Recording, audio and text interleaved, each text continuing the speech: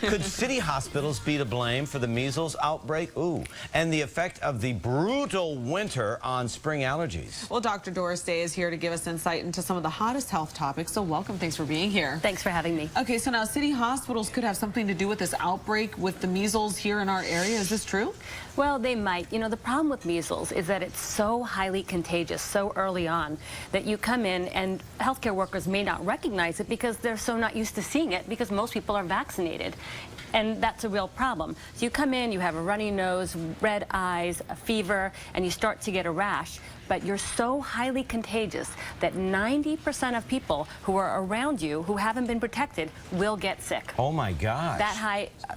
That high a transmission rate. So you really have to be protected. Are the vaccinations key to prevention? The vaccinations are absolutely key. We're pretty good in this country about vaccinations, and some parents are worried about some of the side effects of vaccines, and really the vaccines are so much better than any potential theoretical, hypothetical side effect.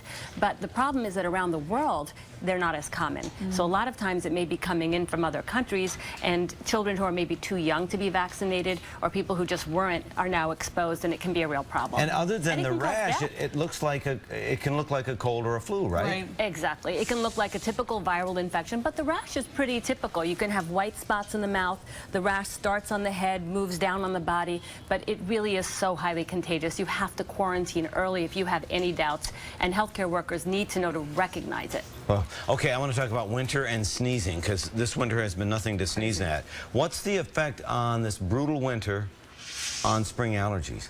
Well, it has a really big impact because all the trees and all the plants outside are not doing so badly with the weather. So when the spring comes, you get an explosion of all the flowers and the pollen plants that people may be very highly allergic to. Even if you're not that high on the allergy spectrum, it can still get you. So you have to plan ahead. Hopefully you have an allergy calendar and you know when your season allergy starts, so you can start 2 weeks ahead. Because what happens is when you're exposed to pollen and to all the different allergens, then you start to react. Histamine is released. That's the immune response. And once that histamine is released, you can't really go chasing after it. It's too late? It's too late. So you have to be ahead. So if you know when your allergy is going to start a week or two ahead by taking the antihistamines. They bind those immune cells that release histamine. And if you bind them, they won't release the histamine. You won't get the allergies as strongly. You'll feel so much better. But it's better than trying to catch up. That's like a Claritin or something? Exactly. Zyrtec, Claritin, Allegra, Benadryl, a lot of over-the-counter products. And sometimes you have to go prescription strength, but you can start over-the-counter and do really well. My question is, how can you tell if it's allergies or a cold? That's kind of similar great question. symptoms. It's sometimes very hard for us to tell even as physicians, but there are some differences. If you're achy and you have a fever, a sore throat, that's more likely a cold. If you have watery eyes and just feeling sniffly and congested, that's more likely to be allergies. Allergies don't typically come with a fever, and they don't typically have those body aches that you get with the cold or the flu. And cold and flu is caused by a virus most likely, and allergies are an immune response to pollen and other allergens in the air. But I like how you put the onus on the patient. They need to know, you said an allergy calendar, know when it's coming up. If you've never had allergies before, is it a good idea to be prophylactic and have those medications anyway? Those are good to have around anyway because they're easy over the counter. If you have asthma and some other conditions, you have to be careful about taking those. So it's always good to speak to your doctor, see an allergist if you have a question. And cold and flu usually last a few days to a week or so. Allergies can go on for weeks or months. For a season. Right. Yeah. Okay.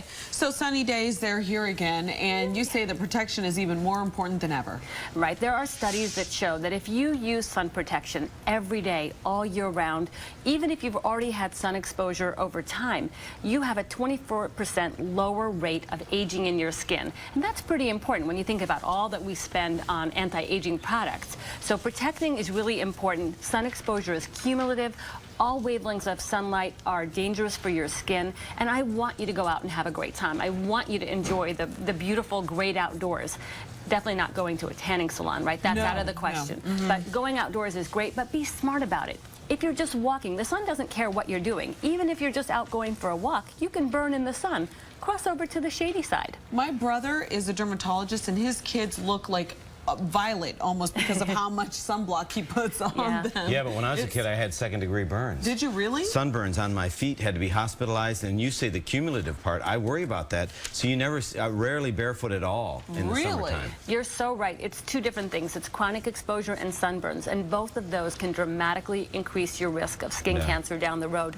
And that also means that now we're heading into spring. Get your skin checked for skin cancer. This is a great time of year to get your skin checked. Wear sunscreen every day, all year round, SPF 15 or higher, reapply regularly, and physical protection is important as well. And there's a great pill that you can take. It's called HelioCare. Really? Get it at your drugstore, and it gives you sun protection from the inside. You still need your sunscreen. Cool. That's amazing. But 20 bucks at the drugstore, HelioCare. and it works great. Fantastic. All right, great. Well, you know, Doris Day once said que sera, sera, but Dr. Doris Day said no, you can plan ahead and stay safe. Nothing to sneeze at. Thank you, Thanks. Dr. Day. Thanks We for having appreciate